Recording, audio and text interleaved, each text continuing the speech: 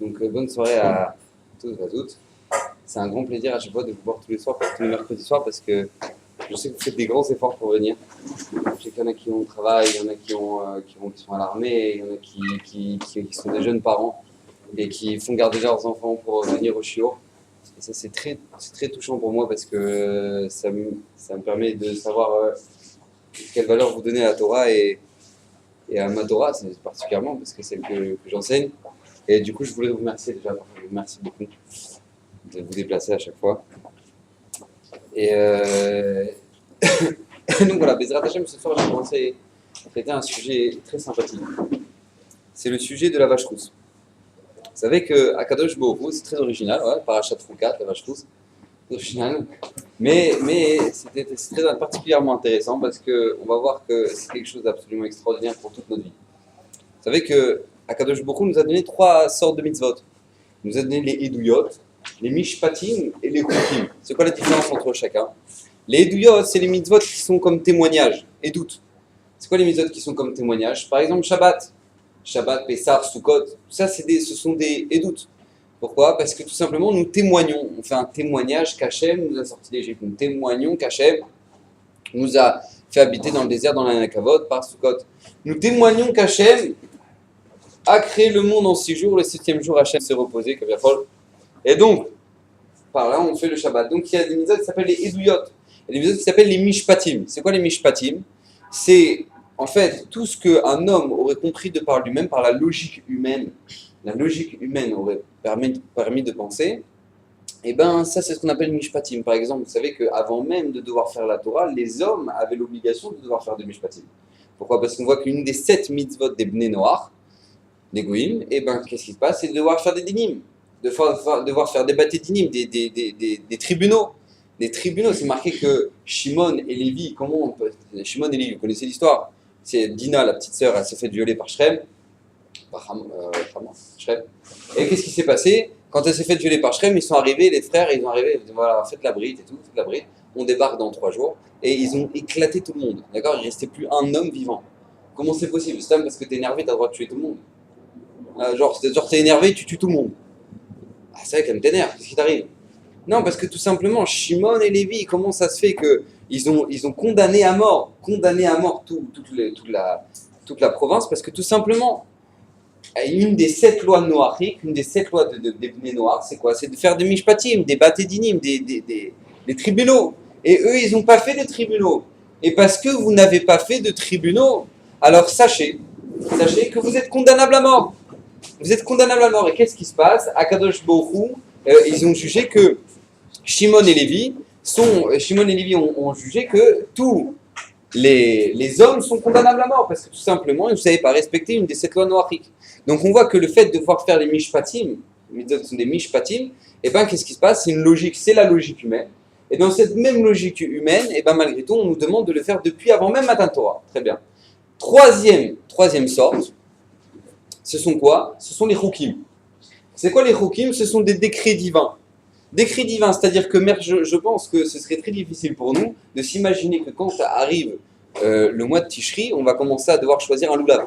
Vas-y, va chercher un palmier là-bas, va chercher une hadas là-bas, va chercher un étrog, et vas-y, va le chercher au Maroc, et attention, l'étrog, il faut qu'il soit sans tache, et si jamais il y a une tache en haut, eh ben il n'est pas saoul. C'est de fou, non? Pendant 7 jours, tu sais, quand tu sors de ta maison, tu manges dans une souka. Et attention! T'as pas le droit de manger en dehors de ta souka. T'as pas le droit de manger du pain. T'as le droit des tuyaux chefs Séouda en dehors de ta souka. On aurait pensé à un truc pareil. Tfilin, tu sais, tous les matins, tous les jours, tu dois mettre un boîtier là. Et tu sais, tu mets la lanière autour du bras.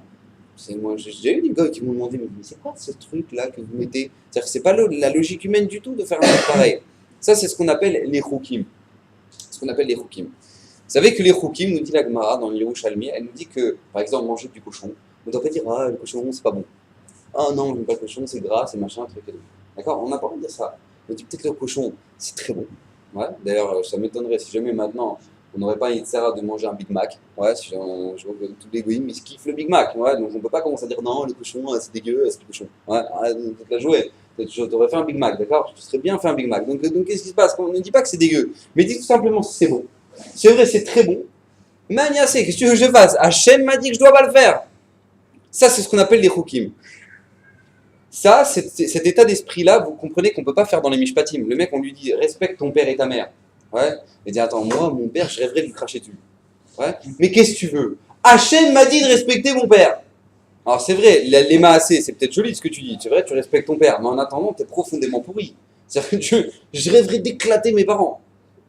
Mais attends, mais t'as pas un minimum d'akaratatov. Ça, c'est ce qu'on appelle les mishpatim. Donc le principe qui fonctionne dans les chukim ne fonctionne pas dans les mishpatim, a priori. Parce que si jamais maintenant on réfléchit de la même manière, on se rend compte qu'en fait on n'est pas bon du tout. Donc, Akadosh Baruch Hu nous a donné ces trois différences, ces trois mitzvot différents. D'accord? Eduyot, Mishpatim et Chukim. Maintenant, vous savez qu'avant même Matan Torah, Akadosh Baruch Hu nous a donné, je vous l'avais expliqué, ça je vous l'avais déjà dit, à Amara, vous savez, quand on a fait une escale à Amara avant d'arriver au Har Sinaï, Akadosh Baruch Hu nous a donné 4 mitzvot. C'était quoi ces 4 mitzvot? Faire des dinim, faire des dayanim, faire des tribunaux. Deuxième mitzvah, kibud avem, respecter son père et sa mère. Troisième mitzvah, Shabbat. Quatrième, Paradouma. Maintenant, on avait déjà expliqué quel rapport ces mitzvot-là. Pourquoi Stavka ces mitzvot-là, elles ont été données avant Matan Torah. Je vous rappelle, juste 2 secondes. C'est parce que tout simplement, Shabbat, c'est marqué dans la Gemara, dans Shabbat, Kol Mishomer Veicholu. Qui nous là, c'est Shutaf Imakadosh Bochum là, c'est Bereshit. Tout celui qui dit Veicholu le jour de Shabbat, et ben qu'est-ce qui se passe? C'est comme s'il est Shutaf avec Hachem dans la création du monde. C'est marqué après par rapport au dinim, c'est marqué dans la Gemara dans Sanhedrin que tout celui qui est Dan, Din Emet, tout celui qui est un Dayan, qui juge un bon jugement, et ben qu'est-ce qui se passe? Il est comme associé avec Hachem dans la création du monde. Troisième mitzvah, c'est quoi? C'est Kibud Avem. Pourquoi Kibud Avem? Kibud Avem, c'est marqué Shlosha Shutafim dans la naissance d'un enfant. C'est quoi? Le père et la mère, Akadosh Baruch Hu, qui donne la Nejama. Et la quatrième mitzvah, la para. La mitzvah de Paradouma. On a dit pourquoi il y a besoin d'être shoutaf avec Akadosh Baruch Hu, qu'est-ce que tu as besoin d'être shoutaf avec Hachem? Parce que tout simplement, au moment du Har Sinaï, les malachim ils vont demander la Torah, ils vont dire pourquoi la Torah elle nous est pas donnée à nous, pourquoi elle est donnée aux hommes?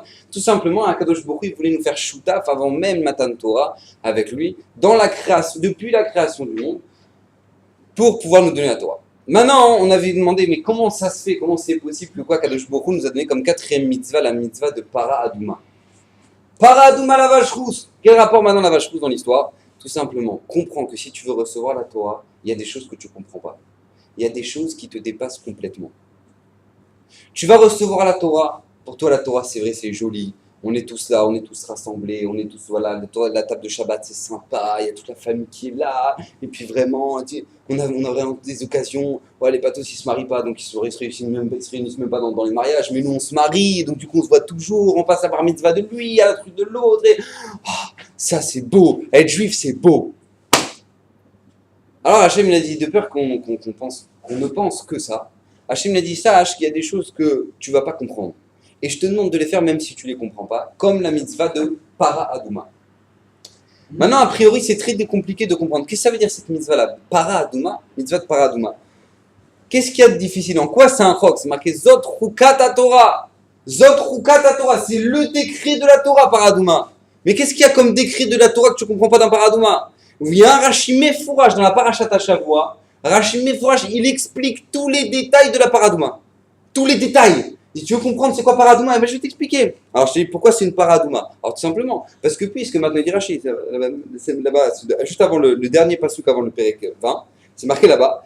Machal Leben, c'est comme un machal d'un fils avec sa mère. Qu'est-ce qui s'est passé? Il y a le fils maintenant quoi qui a fait des pourritures, qui a pourri toute la maison. Et bien, qu'est-ce qui se passe? Vient la mère, elle nettoie les saletés de son fils. Au tout d'abord, il y a eu le Chet Hegel, il y a eu la faute du Hegel. C'est quoi la faute du Hegel? Vous savez qu'au moment où on arrive au Har Sinaï et qu'on a reçu la Torah, on devait revenir comme Adam Arishon avant la faute. On devait revenir du niveau de Adam Arishon avant la faute. Je ne sais pas si vous imaginez un peu la situation. Il y a des chaises pour tout le monde. Ouais.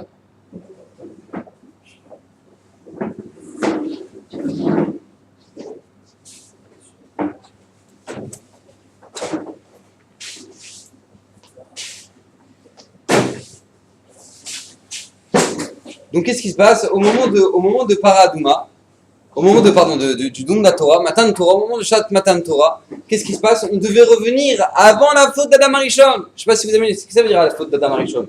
C'est-à-dire qu'on devait revenir, on devait être éternel, on ne devait plus être mort. Adam Arishon, au moment où il a fauté, il a ramené la mort dans le monde. Au moment où on est arrivé au pied du Har Sinaï, normalement, on devait être sans faute. On devait être tout propre. Naki. Naki, sans aucune faute. On était au niveau d'Adam Arishon avant la faute. Qu'est-ce qui se passe? Vient le Chet Hegel, vient la faute du Hegel, vient la faute du Vaudor. Et qu'est-ce qui se passe? On te dit, tu sais quoi? À cause de la faute du Vaudor, tu as à nouveau ramené la mort dans le monde. Donc vient la mitzvah de Paradouma, nous dit Rachid, c'est pas compliqué. Vient la mitzvah de Paradouma qui est la maman, la para, la vache, d'accord? Elle vient nettoyer les fautes du fils. Pourquoi? Parce qu'avec la mitzvah de Paradouma, qu'est-ce qu'on fait? On brûle la para, on la met en cendre, on la met dans l'eau, on asperge de quoi il asperge sur les Bnei Israël qui sont impurs de la mort, et donc du coup ils deviennent purs. Donc tu comprends pourquoi, qu'est-ce qui se passe? Je te ramène la mitzvah de Paradouma, parce que tout simplement le Vaudor, qu'est-ce qu'il a ramené? Il a ramené la mort dans le monde. Et comme il a ramené la mort du monde, il faut le faire une capara à ça. Vient la mère, la Paradouma, et qu'est-ce qui se passe? Elle rachète la faute du fils. Magnifique. A priori c'est bon, jusqu'à là c'est très bon. On te dit pourquoi Adouma? Il dit parce que c'est marqué, il te ramène un pasouk mefourash, quoi, shechitu kaou edom, parce que les fautes elles s'appellent rouges.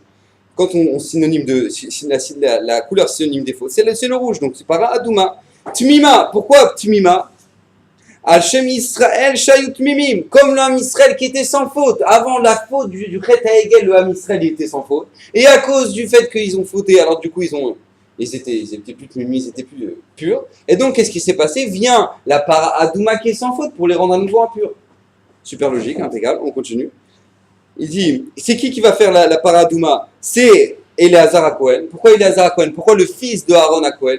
Pourquoi pas Aaron lui-même? Pourquoi c'est pas Aaron lui-même qui va faire la paradouma? Parce que tout simplement, en catégorie, c'est Sanégor. Qu'est-ce qui se passe? C'est pas possible que Aaron lui-même, à qui on a demandé de faire le Chet Hegel, ce soit lui qui va faire la paradouma, qui va la brûler. Donc à qui on demande? Et Rachid, il explique tout l'état anime de la paradouma. Il explique tout. Vous avez Rachid, vous regardez Rachid la paracha, il explique tous les principes de la paradouma. Donc je vous pose une question, c'est quoi le chok de la paradouma? Alors un truc, chok à Torah. Zot, Rukata Torah, il commence à paracha. Zot, Rukata Torah. Mais dis-moi, il y a un Rachid Mefourash, il t'explique tout dans les détails. Si tu as un souci avec la paradouma, tu veux comprendre un truc, il y a un truc que tu ne comprends pas, et bien sache qu'on t'explique tout dans les détails. Makara. Je vais vous expliquer un grand yesod de la paradouma. La paradouma, tout simplement, elle nous donne une grande leçon. Il n'existe pas dans le monde un principe qui est quand quelqu'un veut se rendre kadosh, il devient impur. Dans la paradouma, celui qui va lui faire la shrita, celui qui va la brûler, celui qui va ramasser les cendres, tout celui qui est au sec avec la paradouma, il va devenir impur. C'est un principe qui est absolument incompréhensible. On n'a jamais vu quelqu'un qui fait des efforts pour être poli, et plus il fait des efforts pour être poli, plus il est vulgaire. Ça n'existe pas. Vous avez déjà vu un truc pareil? Le mec qui fait des efforts pour pas être coléreux, et plus il fait des efforts pour pas être coléreux, plus il est coléreux. Ah, tralouette, comment ça marche ça? On te dit, tu sais quoi? Tu es au Sekba Paradouma. La Paradouma, tu sais ce qu'elle ramène? Elle ramène la pureté. De la plus grande impureté, qui est quoi? L'impureté de la mort. Et bien, tout celui qui est au sec avec la Paradouma, il devient pur. Ça, c'est le robe de la Paradouma. Ça, c'est ce qui est incompréhensible dans la Paradouma. Maintenant, on va comprendre que... là, c'est là où je voulais en arriver. C'est que... Pourquoi Hachem nous a mis des Choukim? Pourquoi Hachem a voulu qu'il y ait des mitzvot qu'on ne comprenne pas? Parce que tout simplement, Béchat Nisayon, au moment où on est éprouvé, qu'est-ce qui va nous faire réussir l'épreuve et qu'on veut malgré tout, même si on est éprouvé, on ne comprend pas la mitzvah. On est le matin, il est 8h, il est 9h du matin, on est déchiré. Ouais. On a envie de se faire, on se dit, voilà, dans 5 minutes, j'ai le boulot. Et maintenant, on a envie de mettre les tefilines. Là, maintenant, on te dit, mets-toi, vas-y, va la tefila maintenant. Va la tefila béminiane. Ne prie pas comme un cheval là-bas dans le bout de ta pièce, là-bas, en même temps, la tefila comme ça. Ouais. Va à la synagogue, va comme tout le monde, va faire la tefila.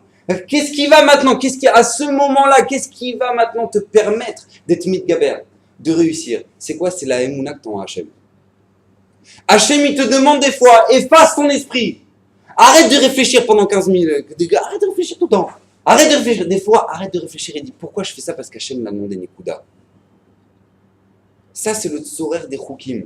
Hachem nous a mis des mitzvot qui, a priori, nous sont incompréhensibles. Tu sais pourquoi? Parce que tout simplement, Hachem, il veut savoir comment tu le sers, Hachem. Avec ton cœur ou avec ta tête? Mec, il réfléchit à tout. Maintenant, j'ai pas compris. Arrête de réfléchir maintenant. Tu comprends rien. Tu sais pourquoi tu mets les filines? Ce matin-là, maintenant, tu dois mettre les filines. Mitzvah d'Oraïta, un boîtier sur le bras, un boîtier sur le bras. Tu comprends un truc pareil? Tu comprends pas? Eh bien, c'est ça qu'on attend de toi. C'est ça qu'on attend de toi. Ad Kedekar, c'est tellement chachouf que pourquoi la paracha de Korah, la paracha de Chukat, elle suit la paracha de Korah. Vous savez pourquoi? C'est une question ça. Pourquoi paracha de Chukat, c'est juste après paracha de Korah? Vous savez pourquoi? Parce que ce qui a fait planter Korah, c'est le fait qu'il cherchait des raisons au mitzvot. Qu'est-ce qu'il a fait Korah? Korah, il est parti voir Moshe, il a dit hé Moshe, dis-moi, j'ai une question. Dans les tzitzit, là, bon, non, on ne les a pas parce que maintenant, on ne sait pas c'est quoi le Techelet, mais avant, il y avait un fil bleu qui s'appelait le Techelet. Dans les tzitzit,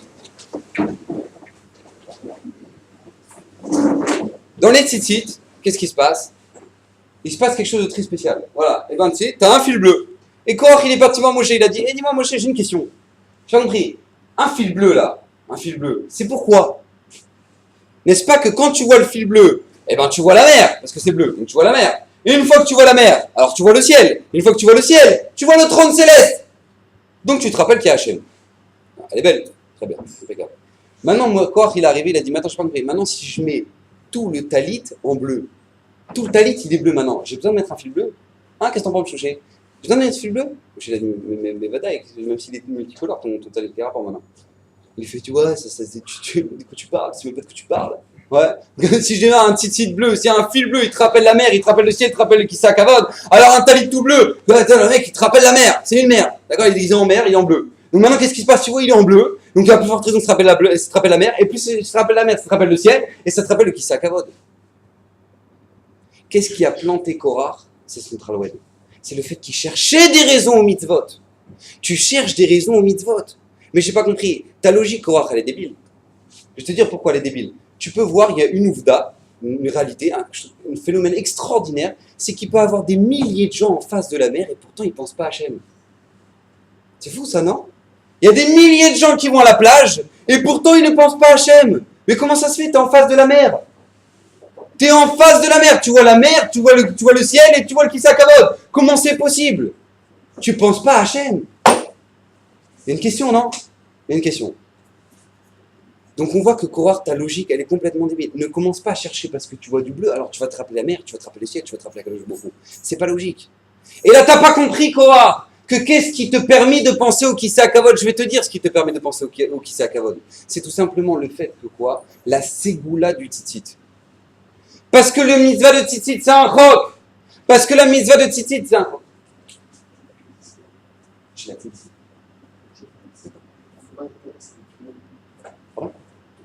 Non, mais écoute pas.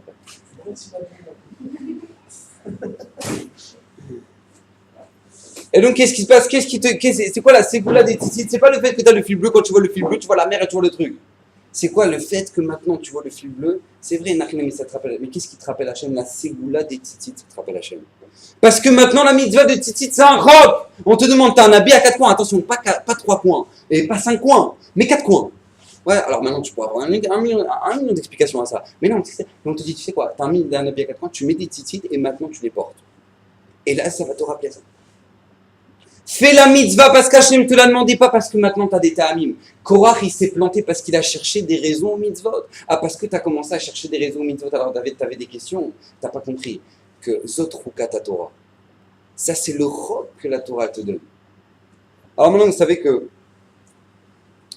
Kadosh Baruch Hu nous a dit, c'est un passage dans Télim, c'est Chukav ou Mishpatav, comment c'est marqué là-bas? C'est marqué Magid Varav le Yaakov, Chukav ou Mishpatav le Israël. Nous dit le Midrash, c'est quoi? Magid Varav le Yaakov, c'est les 10 commandements. Chukat ou Mishpatav le Israël, c'est quoi? C'est les Mishpatim et les Chukim. Et le Farshim, il demande, c'est très bizarre, comment ça se fait? C'est marqué Magid Varav le Yaakov. Yaakov, on sait que Yaakov, c'est un niveau moins haut que Israël. Ouais, Israël, c'est une fois qu'il a battu le Malach, une fois qu'il est. Margit Varav le Yaakov, on parle des Asarat et Dibrot, on parle des 10 commandements. Ou quoi? Chukav ou Mishpatav le Israël, tu sais de qui on parle? Les Chukav ou Mishpatav le Israël, c'est quoi? C'est les mitzvot et les Mishpatim, les jugements. Ça, c'est lié à Israël. Comment ça se fait que même les Mishpatim, c'est lié à Israël? C'est lié à une chose qui est plus élevée que les 10 commandements. Vous savez que, il y a une grande question qu'on doit se demander. C'est que, je vous ai dit, comme on vous a dit au moment où on arrivait à l'étape de Mara, Akadosh Baruch Hu nous a donné 4 mitzvot. Donc une des 4 mitzvot, ce sont quoi? Ce sont les jugements. Hachem nous a demandé de juger. Il a demandé d'un jugement, din emet. De juger le Ham Israël comme il faut, comme il se doit. Maintenant c'est marqué. Tu sais pourquoi? Pourquoi Hachem? On a dit, parce que tout simplement c'est marqué dans la Gemara que tout celui qui juge un juge qui est émet, Et ben, assez shutaf, imakadosh bochum, mais assez berishit. Maintenant, moi, j'ai une question. Je comprends qu'il boudaven. Ouais. Pourquoi qu'il boudaven? Tu respectes tes parents. Parce que tes parents, hein, ils ont fait une alliance avec Hachem. Au moment où ils t'ont conçu, tes parents, comprends qu'il y avait Hachem dans l'histoire. Il y avait Hachem dans l'histoire. Donc je comprends que maintenant, cette mitzvah-là, c'est quoi? Ils ont été shoutaf avec Hachem. Parce que mes parents, ils ont été shoutaf avec Kadosh Baruch Hu. Ça, je comprends. Très bien. Shabbat, pareil. Tu vois, un mec, il arrive en bas des tours là-bas de la marina. Et il a à peu près 30 étages à monter. Ouais. Il pourrait juste appuyer sur un bouton comme ça. Ouais. Et il monte dans l'ascenseur tranquille. Et le mec, tu commences. Un costard comme ça, le Shabbat. Il monte les et il va faire Shachari. Il va pour Minra. Il reste à Souda Chichi parce qu'il est crevé. Mais en tout cas, tu vois que le mec, qu'est-ce qui se passe? Il dit, attends, tu le demandes, tu dis, mais qu'est-ce qui t'arrive? T'as un ascenseur, regarde, tu fais juste ça. Tu fais juste ça, et ça monte tout seul, 30 étages. Non, tu commences, c'est Shabbat. Ah, d'accord, ok. Le mec, il est déchiré, il arrive là-haut, il voit le qui-douche, d'accord? Donc qu'est-ce qui se passe? Qu'est-ce qui se passe? Parce que tout simplement, cet homme-là, il montre que quoi? Qu'il y a un Dieu sur terre. Il montre qu'on ne fait pas ce qu'on veut. Shabbat, je m'arrête! Shabbat, j'arrête de créer! Shabbat, j'arrête de créer! Je montre que quoi? Il y a un seul qui crée. C'est quoi? C'est Hachem.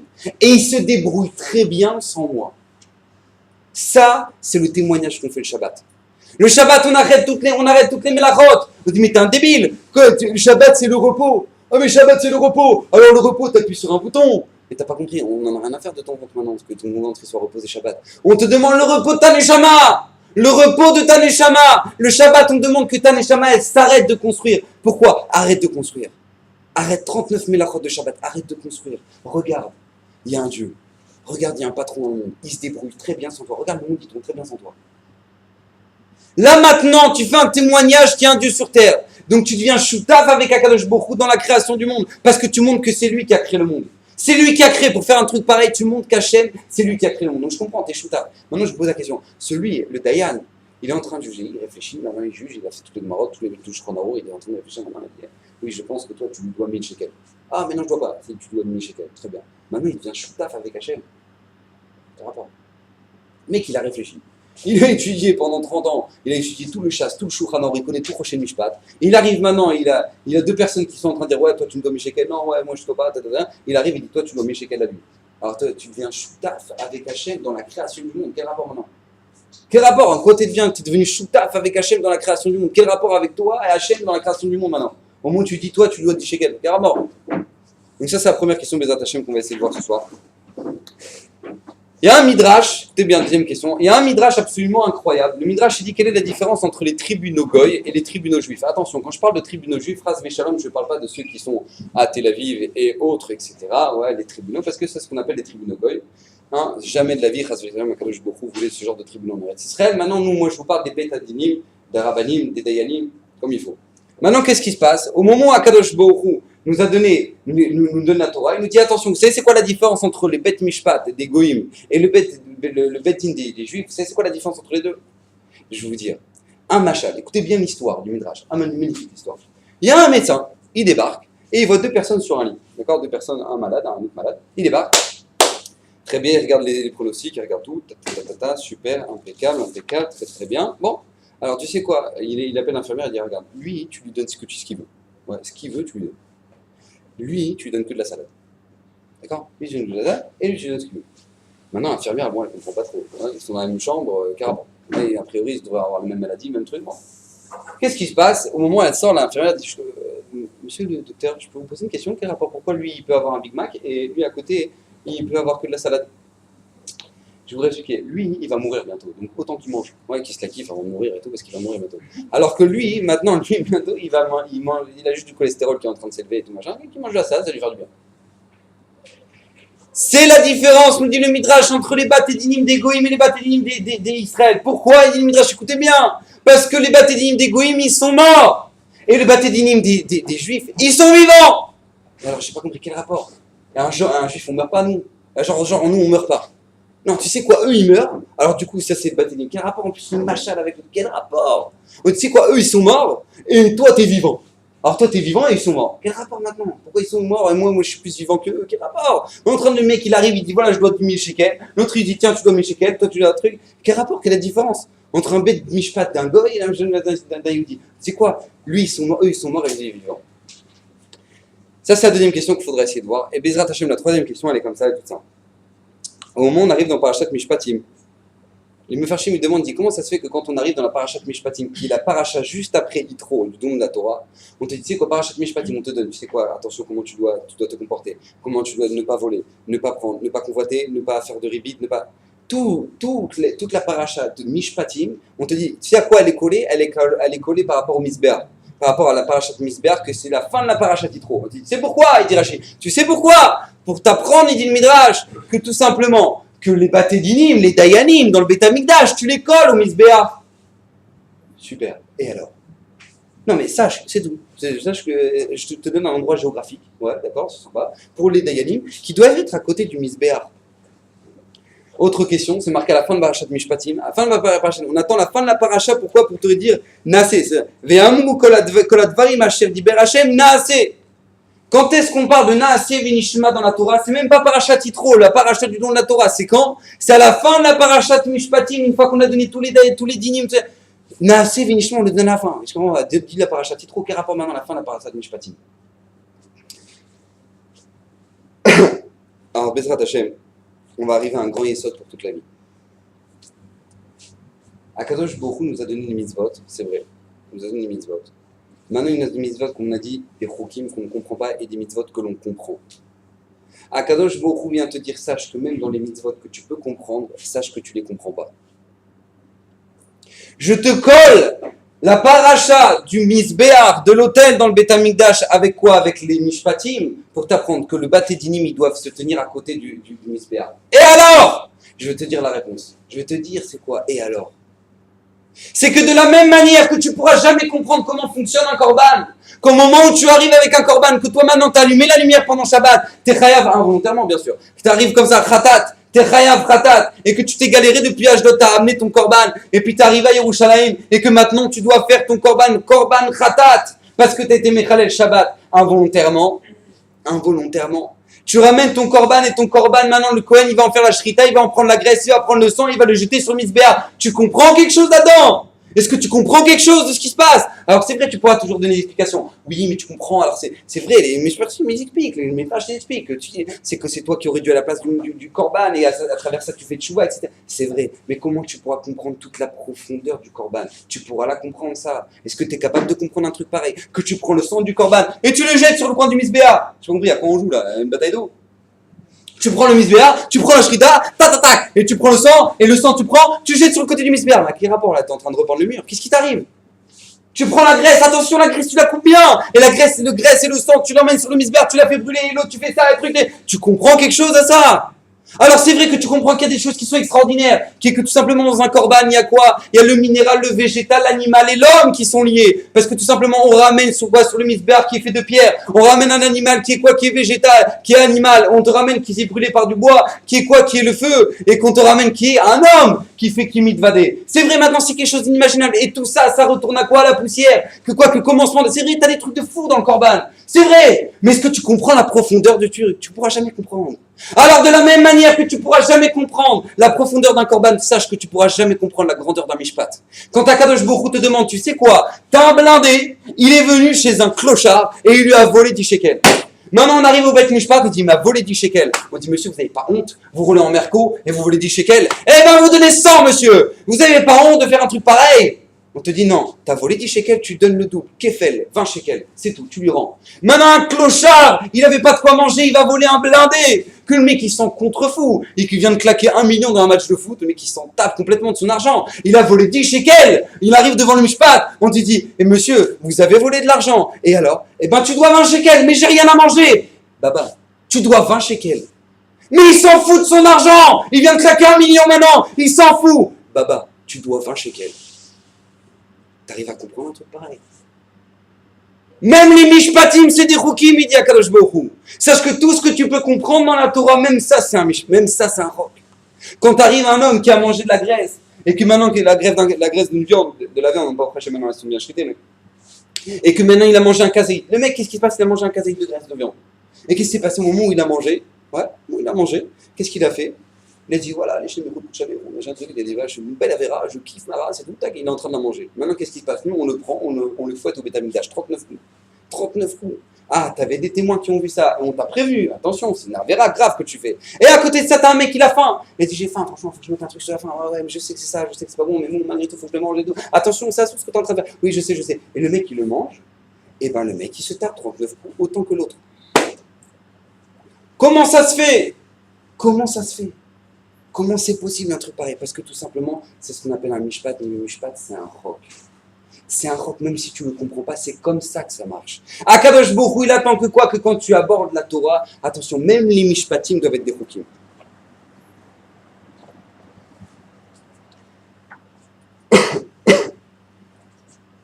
Maintenant, on peut comprendre, Baruch Hashem, pourquoi. À la fin de Parashat Mishpatim, on te dit quoi? Naase Venishma. Pourquoi on te dit Naase Venishma seulement à la fin de Parashat Mishpatim? Maintenant, selon ce qu'on vient de dire, tout est clair. Tu sais pourquoi je te ramène Naase Venishma à la fin de la Parashat Mishpatim? Parce que c'est vrai, j'aurais pu a priori te le ramener, le Naase Venishma que le Ham Israël, ils l'ont dit au moment de la Parashat Yitro. Au moment où on a reçu la Sarata Dibrot. C'est vrai, c'est Nahon. Mais qu'est-ce que je viens te dire? Moi, sache une chose, je viens t'apprendre un grand enseignement. Que le Ham Israël, quand ils ont dit Naase Venishma ou Arsinaï, c'est pas seulement sur les Choukim qu'ils ont dit Naase Venishma, c'est même sur les Mishpatim qu'ils ont répondu ça.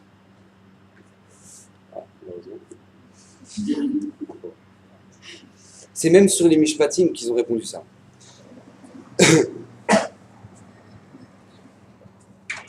Maintenant, j'aimerais revenir à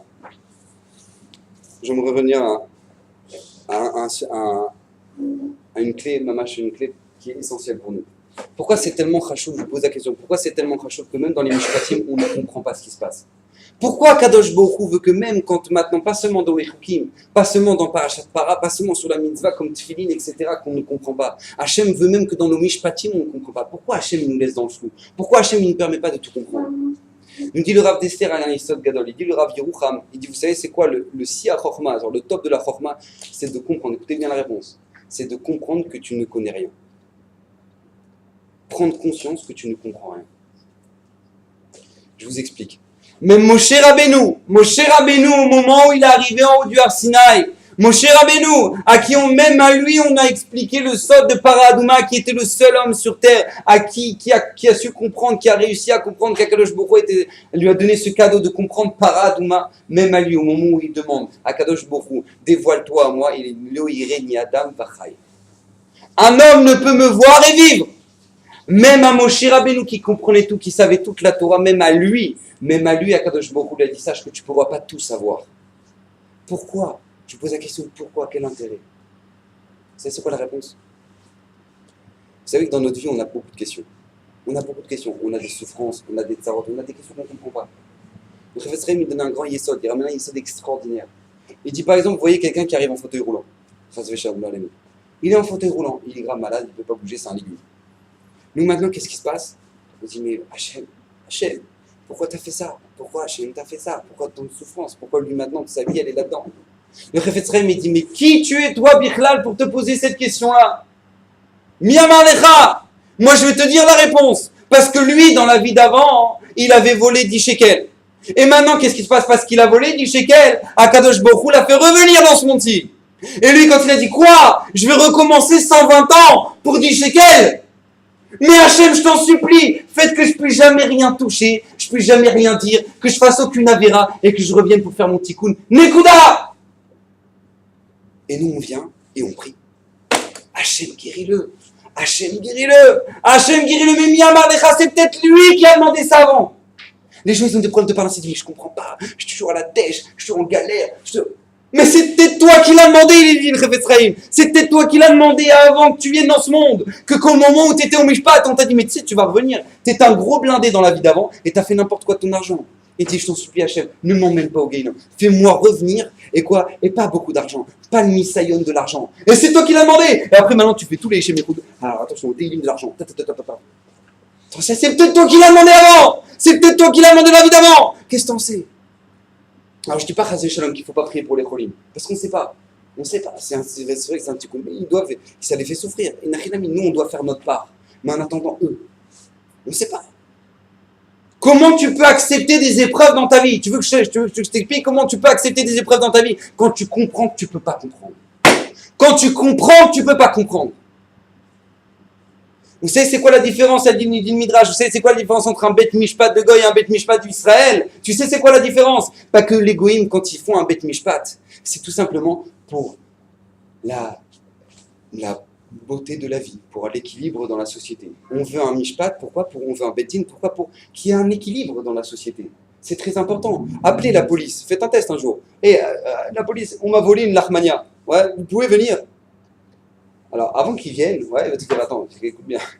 Tu sais quoi, donne 2 shekels à la tzedaka. Je te dis, attends, le temps que je me déplace, moi, pour une Lachmania, ça me coûtait plus cher que ta Lachmania. Ouais. Pourquoi? Parce qu'on se fout de ta Lachmania maintenant. On veut maintenant un équilibre dans la société. On te dit, on vient de me voler ma voiture. La police vient de me voler ma voiture. T'as un appareil photo? Ouais. Alors, tiens, prends un appareil photo. Prends l'appareil photo, truc. T'as une assurance assurée? Pas de problème, t'inquiète pas. Ah, maintenant tu vas être assuré, tu vas toucher l'assurance, tu vas avoir une nouvelle voiture, et lancer une voiture dans un truc. Après, il y aura une enveloppe sur le président. Bon, t'inquiète pas, t'auras aucun problème. On veut juste quoi? Il n'y ait pas de problème dans la société. On veut juste un équilibre parfait. Je vous donne un exemple très simple. Un mec, il arrive, il a fait un braquage. Et il arrive au tribunal. Donc, monsieur Mahmoud, qu'est-ce qui se passe? Non, monsieur Benhamou, qu'est-ce qui se passe? Vous avez fait un braquage. Vous avez fait un braquage. Alors on regarde le passé de sa vie, on dit voilà, donc lui, sa mère, il l'a perdu à 2 ans, son père c'est un alcoolique, d'accord, ok, il a été viré de l'école à 8 ans, ok. Donc ah oui, alors mais attention, c'est un enfant très bon, très gentil, très truc, là, s'il était fatigué. Ah d'accord. Donc très très bien, donc en fonction de tous les détails qu'on sait de cette personne-là, alors on va dire, bon, alors tu sais quoi, je sais que toi, un peu de prison, ça se fera du bien, mais attention, tu recommenceras pas, non, je vous promets, je sais pas ce qu'il m'a pris, j'étais super énervé, j'ai pris les flingues de mon père et j'ai tiré sur tout le monde, d'accord? Donc maintenant, qu'est-ce qui se passe? On a compris que le mec, il n'est pas profondément pété, c'est que tout simplement, lui, il a eu un coup de déprime, sa mère, elle est morte à 2 ans, son père est alcoolo, donc le mec, il est fatigué de la vie, donc tu comprends que maintenant, on va pas te donner la même prison qu'un mec que c'est un braqueur, que normalement, il avait rien à faire dans cette société-là, il a grandi avec des parents équilibrés, son père était blindé, sa mère aussi, ils n'ont pas divorcé, ils étaient bien, maintenant le truc, à 18 ans, il a commencé à fréquenter des fréquentations pourries, et le mec il a commencé à braquer. Alors là tu te dis, mais attends Baba, tu vas commencer à te réveiller, si tes parents ne t'ont pas réveillé, nous on va te réveiller. Donc forcément tu seras plus sévère avec lui qu'avec l'autre. Viens la Torah te dire, Chas v'shalom. Chas v'shalom. Et vous savez, vous donnez une preuve à ça, une raya extraordinaire. Écoutez bien ce que nous dit la Torah. Au moment où Yitro, il arrive devant Moshe Rabbeinu, il lui dit, mais Hachem, Moshe, tu ne peux pas tenir tout le Ham Israël comme ça. Tu vas faire le jugement de tout le Ham Israël. Chaque fois qu'il y a une embrouille, pour l'autre, il vient me faire un clou dans mon mur. Est-ce que, Moshe, tu pourrais me dire, tu vas péter un câble toute la journée, tu vas être assis sur une chaise en train de chauffer le Ham Israël. Tu peux pas. Donc, qu'est-ce que tu dois faire? Tu dois faire des naïms. Qu'est-ce qu'il lui dit? Écoutez bien ce qu'il lui dit trop. Écoute, Moshe, comment ça se passe chez nous, les goïms? Écoute bien. Veshavtu et ha'am bechol et. והיה כל הדבר הגדול יבוא אליך, וכל הדבר הקטון ישפטוהם, והקל מעליך וייסעו איתך. Qu'est-ce qui se passe? Yitro, il arrive devant Moshe, il regarde Moshe, j'ai une solution pour toi. Tu sais ce que tu vas faire? Toutes les choses qui sont grandes, tous les grands mishpatim, c'est que toutes les choses qui sont grandes, ouais, et ben qu'est-ce qui se passe? Ce sera toi qui vas les juger. Ce sera toi qui vas les juger. Mais attention, toutes les petites affaires, et ben qu'est-ce qui se passe? Non, ce sera les Asara, Asara, les Daganim, les petits Daganim, les petits Bedin. Des petits Bedin. Vous savez qu'en Israël, comment ça fonctionne dans leur code de Goïm? Comment ça fonctionne? Que de 0 à 18 000, eh ben c'est quoi? C'est ce qu'on appelle le Bet Mishpat, les Tviot Tanot, je crois. Après de 20 000 à 100 000, c'est Bet Mishpat à Shalom. Après de 100 000 à 1 million, c'est je sais plus quoi. Et après, c'est la bagatze, d'accord? Pour 3 milliards sur un truc de pétrole, de truc, machin, truc, c'est la bagatze, d'accord? Maintenant, qu'est-ce qui se passe? La Torah te dit Chas v'shalom. Au moment où Moshe va écouter son beau-père, qu'est-ce qu'il va lui dire? Écoutez bien ce qu'il va lui dire à son beau-père. ושפטו את העם בכל עת את הדבר הקשה יביאו אל משה וכל הדבר הקטון ישפטוהם. Moshe a dit, nous, c'est pas comme ça que ça fonctionne chez nous. Adavar akaché, ça dépend pas de la quantité d'argent, on n'en a rien à faire de la quantité d'argent. Si le mishpat il est difficile, alors c'est chez moi que ça vient. Si le mishpat il est facile, alors c'est chez eux que ça va. C'est ça la différence. Dans la Torah, il n'y a aucune différence entre 10 shekels et 1 milliard de shekels. Il n'y a absolument aucune différence. Il peut y avoir Rav Ovadia Yosef, Rav Vosner, Rav Chaim, tous les gdolés Israël qui vont se pencher sur un problème de 7 shekels d'une vieille qui a fait un trou dans son mur et que le voisin il a fait ça. Ouais. Et à côté de ça, il peut avoir une histoire de 10 millions de shekels ou 10 milliards de shekels, et qu'est-ce qui se passe? Ça va être un bet-din normal qui va le juger. Parce que ça ne dépend pas, c'est pas ça qui nous intéresse, la grandeur de la quantité de l'argent. On n'en a rien à faire. Ce qui nous dépend, c'est quoi? C'est que maintenant, il y a de l'argent qui n'est pas dans la bonne main. Nekuda. Une fois, Marouba, elle dit la Gemara, il était dans le milieu. Et Marouvag, on lui avait volé un verre. Un verre en argent. Et qu'est-ce qui passe? Il arrive au milieu, il voit quelqu'un qui est en train de s'essuyer sur la serviette d'un autre. Il l'attrape par le bras, il fait: toi, t'es le voleur! Qu'est-ce qui se passe, Rav? Pourquoi vous dites ça? Toi, t'es le voleur! T'as volé maintenant, ça te dérange pas d'utiliser la serviette de l'autre, t'en as rien à faire de la serviette de l'autre, tu voles la serviette de l'autre, c'est toi qui as volé mon verre. À vous! C'est lui qui avait volé. C'est lui qui avait volé. Rabota, une fois le Chafetz Chaim, vous savez qu'à l'époque du Chafetz Chaim, il n'y avait pas de douche à l'époque. D'ailleurs, encore, vous avez la radine là-bas, là, vous avez le Chafetz Chaim, ouais, c'est encore, il n'y a pas de douche. Voilà, c'est particulier. Et donc, qu'est-ce qui se passe là-bas? Il n'y avait pas de douche. Donc, qu'est-ce qu'on arrive? Tout le monde arrivait dans les bains publics. Ouais, là-bas, on se douchait. Et le Chafetz Chaim, il va là-bas pour se doucher. Et il voit là-bas un juif qui dit: purée, j'ai oublié mon savon. Ouais. Donc, qu'est-ce qui se passe? Il voit un savon, là, il fait: oh, c'est bon. Il ressent le Chafetz Chaim, il attend. Il dit: je peux te poser une question? Il fait: Rav, bien sûr, le Chafetz Chaim me pose une question. Mais Simra, Rav, qu'est-ce que vous voulez que je vous dise, Rav? Comment on peut rentrer dans un bain et sortir plus sale que quand on y est rentré? C'est une question. Comment on peut rentrer au mikvé et sortir plus sale que quand on y est rentré? Comment c'est possible? Comment c'est possible? Je dis: mais Rav, c'est pas possible. Attends, l'eau elle était pourrie ou quoi? Non, l'eau elle était impeccable. Alors quoi, qu'est-ce qui se passe? Il fait tout simplement: quand tu voles du savon. T'as volé du savon, t'es sorti plus sale que quand t'es rentré. T'as volé du savon, t'es sorti plus sale que quand t'es rentré. Mais t'as pas compris. Miyamar lecha, pour la Torah, c'est la davar à cacher. Moi, cher Rabbeinu dit: qu'est-ce qui est dur à juger? Ben, ça viendra vers moi. Parce que en nafkamina entre 10 shekels et 1 milliard de shekels. On n'en a rien à faire. On peut revenir dans ce monde Chas Veshalom pour 10 shekels comme pour 1 milliard de shekels. Akadosh Baruch Hu, c'est où il est cet argent que tu avais dans ta main et qui n'est pas cachère? Ah, t'as fait des mitzvot en plus. Oh, qu'est-ce que ça dit? Ah, il a fait des mitzvot. Chas Veshalom. Cet argent qui n'est pas cachère, où est-ce qu'il est? Adkedekar. Il s'est marqué, j'en ai une histoire à Bnei Brak, à l'époque où il y a eu des attentats. Il y a un garçon, un jeune Bachor Yeshiva qui est niftar dans un des attentats. Et c'est une malade très grande de mourir Bekiddush Hashem, c'est une malade très grande. Et il a eu le sroud de pouvoir se dévoiler à son père en rêve. Il lui a dit: papa, dans le Gan Eden, on m'empêche de rentrer parce que je dois 10 shekels à mon copain que je vais à Yeshiva. Le père, il était à Bnei Brak. On m'empêche de rentrer pour 10 shekels. On n'en a rien à faire de la valeur de l'argent, de combien ça coûte. Mais le principal, c'est quoi? C'est que maintenant, tu as de l'argent qui ne te revient pas dans les mains. Comment c'est possible? Nous, on arrive, on veut un Shabbat, on va chercher les cacahuètes. Alors, on va chercher les cacahuètes, à base de je mange tout. genre, déjà, le vendeur, il est déjà d'accord qu'on mange tout. D'accord? Bon. Alors, genre, on mange tout. Et puis, qu'est-ce qui se passe pendant qu'on est en train de téléphone? Ouais, pas de problème, ouais, j'achète des chalotes, ouais, pas de problème. Le mec, il se mange 1 kilo de noix de cajou et il va acheter des pépites noires. Ouais, d'accord, un truc de feu. Mais comment c'est possible? Comment c'est possible un truc pareil? Où tu fais? D'où tu sors un truc pareil? Non, mais t'inquiète pas, t'es ragout, t'inquiète pas, il veut lui.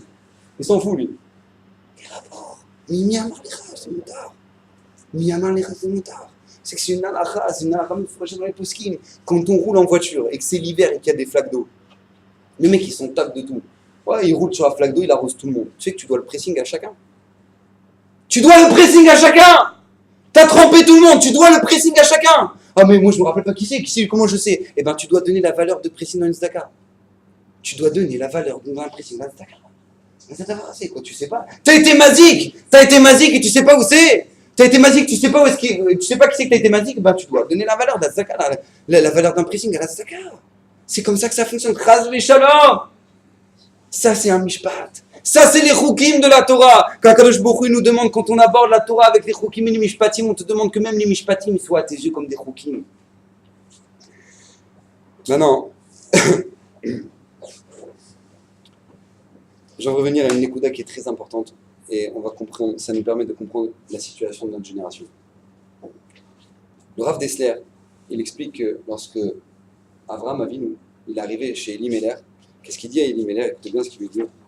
Elimelech, donc il prend Sarah. Avraham qui dit à sa femme Sarah: attention Sarah, ne dis pas que tu es ma femme, dis que tu es ma sœur. D'accord? Très bien. Au moment où Elimelech, il a eu une grande souffrance, tous les orifices de son corps ils se sont fermés, lui et tout son palais. Il a commencé, c'est Makara, jusqu'à ce qu'Akadosh Baruch Hu lui dit: tu lui dévoiles que quoi, qu'il a Sarah dans son palais. Il vient, appelle Elimelech Avraham et il lui dit comme ça: Vekrav Elimelech Avraham, vayomer lo, ma asita lanu, ma chatati lecha, Abraham, il pose la question à Avimelech, il dit, mais qu'est-ce que j'ai bien pu te faire? Et encore une fois, le passage d'abord, Vayomer Avimelech el Abraham, Maraïta qui a cita et tadavarazé. 2 fois, il lui pose la question à Avimelech. Abraham. Écoutez bien la réponse d'Abraham, c'est une leçon. Écoutez bien. Vayomer Abraham qui a martirak en irat elokim bemakom azé. Nous dit le Rav Dessler, vous savez c'était quoi Avimelech? La génération d'Avimelech, vous savez c'est quoi? Avimelech, c'était pas un barbare. Avimelech, ça représentait l'Allemagne, un peu avant la guerre. C'est-à-dire que la société très équilibrée, très bien, les gens très polis, les gens très... un équilibre de la société au top. Abraham Avinu, quand il a vu ça, il a dit, tu veux que je te dise un truc? T'es ma sœur, mais dis pas que t'es ma femme. C'est des vicieux ici. C'est des vicieux ici. Qu'est-ce qui se passe? Avimelech, il arrive, il dit, Makara, comment ça se fait que j'ai telle souffrance, Abraham? Qu'est-ce qui se passe? Il n'y a pas la crainte d'Hachem dans cet endroit-là. Et alors, il dit le Rav Dessler, écoutez bien. Quand il n'y a pas la Hirat Shamaim, tout est justifiable. Tout est justifiable. Vous savez que Hitler, quand il a emmené les 6 millions de juifs dans les camps, il a justifié ça. Ah, il a justifié. Vous savez de quoi il a justifié? La théorie de Darwin. Vous savez que c'est quoi la théorie? Je ne sais pas si vous avez fait un peu les sciences. Ouais. La théorie de Darwin, c'est que ça consiste en quoi? Que l'homme descend du singe. Ouais, super, bon, c'est douche. Donc maintenant, l'homme descend du singe. Et donc maintenant, puisqu'il descend du singe, et comment ça se fait que telle espèce et telle espèce? Alors tout simplement, il y a ce qu'on appelle les... Je ne sais plus comment ça s'appelle en français. Hein? La sélection naturelle. Voilà, exactement, super. La sélection naturelle. Ah, en plus, c'est le bal bientôt. Donc c'est la sélection naturelle. La sélection naturelle. Ouais, d'accord, très bien. Donc il y a la sélection naturelle. Ça veut dire que l'autre, il est faible, alors il s'est fait déchirer par l'autre, et donc du coup, c'est que l'effort qui reste. Écoutez bien. Et donc du coup, c'est quoi la marche Shabbat? C'est quoi la pensée? C'est que tout simplement, il n'y a que l'effort qui reste. Parce que cette espèce-là, elle servait à rien, donc du coup, elle s'est fait déchirer par l'autre, donc lui, il est resté là, l'autre, il s'est fait ouvrir par lui, donc du coup, il est resté là. C'est la sélection naturelle, ouais, de Tralwin. Très bien, super magnifique. Et donc, qu'est-ce qui se passe? Darwin, ouais, il a dit la sélection naturelle.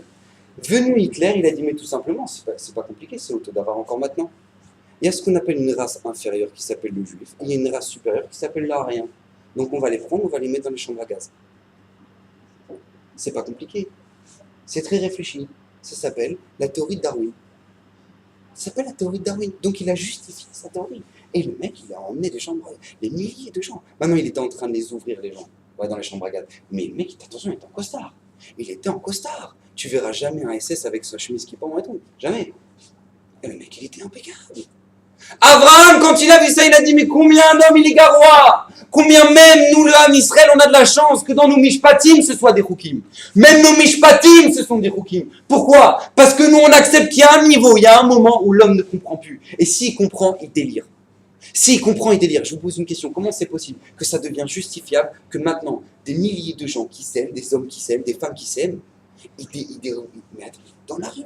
Et c'est devenu des lois. Et on le vote. Le mec, il est payé 20 000 € et il le vote. Il dit voilà, oui, je pense que c'est intéressant que nous évoluions dans la société et que nous ouvrions nos pensées. Et donc, du coup, voilà, les hommes se marieront avec des hommes. Mais comment on peut arriver à une telle bêtise? À ce que Akadosh Baruch Hu lui-même, il nous dit, je n'ai sonnet, Hachem, il est haï ça, il vomit ça. Toi, c'est devenu un chok, c'est devenu un mishpat, c'est devenu une loi. C'est devenu une loi dans le code civil, code pénal, le mariage des gays. Mais comment c'est possible? Tu sais comment c'est possible? Je vais te répondre pourquoi. Parce que même dans tes mishpatim, tu n'as pas compris que c'est des roukim. Nous, l'homme Israël, on a compris que c'est des roukim. Que même quand on s'approche de la Torah, on s'approche du jugement de Ben Adam, les Chavero. On sait qu'on peut revenir pour 10 shekels dans ce monde-ci. Donc on a notion que quand on touche à la Torah, quand on touche à notre Torah Gadosha, on touche à du feu. On touche à du roc. Ah, toi maintenant, parce que tu cherches l'équilibre de la société. Et dis-moi, j'ai un problème. Si la société, elle délire, qu'est-ce qui se passe? Eh bien, les roukim, ils délirent. Les mishpatim, ils délirent. Et on arrive au résultat que Hitler, lui, justifiait la mort des Juifs, et nous, on justifie le mariage gay. C'est magnifique, non? Elle est belle, non? Parce que l'homme, il comprend pas que quand tu mets pas seulement des roukim dans les roukim, et que tu mets pas seulement des roukim dans les mishpatim, eh ben, tu peux délirer complètement. Et c'est ça la grandeur de la Torah. C'est pour ça que c'est marqué Zot Rukat Torah dans la parasha de Para. Zot Rukat Torah, je comprends pas. Zot Rukat Para. Zot Rukat Para. Pourquoi Zot Rukat Torah? C'est toute la Torah. Oui, parce que t'as pas compris, c'est l'yesod de toute la Torah, le roc. C'est l'yesod de toute la Torah. Parce que c'est ça qui te préserve, Baba. C'est ça qui te préserve du délire. C'est ça qui te préserve du délire, que l'homme peut complètement péter un câble. Et quoi? Et qu'est-ce qui te préserve de ça? C'est tes roukim. C'est tes roukim qui te préservent de ça. Vous savez que on arrive à un matzah, mais tellement grave, tellement grave. La Torah te dit, tu sais quoi? Ressemble à la paradouma. C'est quoi la paradouma? Regardez, c'est quoi? C'est Nifla. Regarde, c'est quoi la paradouma? Me dit de mes farshim. La paradouma, c'est une vache. Qu'est-ce que ça représente, la vache? La vache, ça représente le côté animal chez l'homme. Elle est Adouma. C'est quoi Adouma? C'est le côté rouge, le côté terrestre de l'homme. Comme on voit avec Esav. Quand Esav, il arrive, il a faim, il dit Delimina Adom Adom Azé. Donne-moi ça. Al-Shem, Al-Kar, Karashemo, Edom. C'est pour ça qu'on l'a appelé Esav Edom. Parce que c'est l'attirance vers l'Olamazé, vers la nourriture, vers le truc. T'es une vache. Tu es attiré vers la nourriture, tu es attiré vers les attirances du Olamazé. Maintenant, t'es parfait. Ouais, la vache, elle est parfaite. Elle ne doit pas avoir, ne serait-ce qu'avoir un hall sur elle. C'est quoi ne pas avoir un hall sur elle? Elle cherche la vie tranquille. Elle se casse pas la tête, comme on dit chez nous. Ouais, en génération, on se la kiffe. On se casse pas la tête. On se casse pas la tête. Et elle est parfaite. Pourquoi? La culture du corps. On va être des beaux gosses, attention, on va être impeccable, on va être nickel. Attention, c'est la fraîcheur, je suis la fraîcheur. Ce soir, tout le monde va me regarder. Tout le monde va me regarder. Ça, tu vois cette para-là, tu la brûles. Tu la brûles. Parce que si tu veux comprendre c'est quoi le roc de la Torah, faut te brûler. Faut que tu ressembles à des cendres. Faut que tu deviennes cendre et tu deviens Tahor. Quand tu deviens cendre, tu deviens Tahor. Quand tu prends tous les délires que tu peux avoir, toutes les envies animales que tu peux avoir, une vache, tout ce que tu peux avoir de pire en toi, maintenant tu prends ça et tu le brûles. Zot Rukat Torah. Ça c'est le roc de la Torah. Quand la Torah te dit, tu sais quoi, brûle-toi. Comprends que maintenant si tu veux comprendre la Torah, tu vas avoir un chélek dans la Torah. Efface-toi. Efface-toi. Comment? Laisse la place à Hachem. Je vous l'ai déjà dit 1 million de fois. On peut être en boîte de nuit à Tel Aviv et commencer à se dire, mais c'est quoi cette pourriture là? C'est quoi ce bordel là? Mais Laïster, mais Hachem, sauve-moi d'ici. Hachem, il est avec toi. À ce moment-là, Hachem, il est avec toi. Et tu peux être au Beth Amikdash, tu peux être au Kotel, en mini-jupe, en train de faire des photos avec ton copain. Tu fais t'es boréach la Shrina. La Shrina, elle te fuit.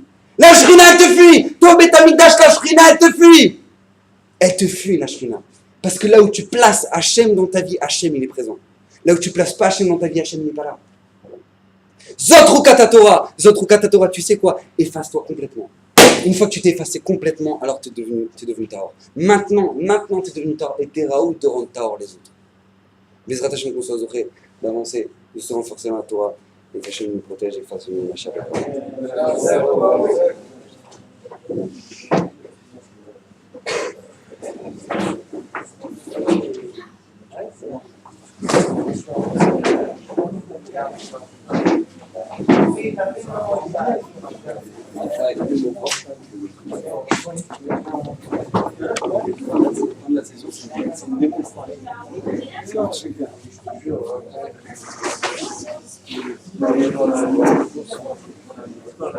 Il y a un rythme maintenant, il y a un rythme. Hein. C'est pour.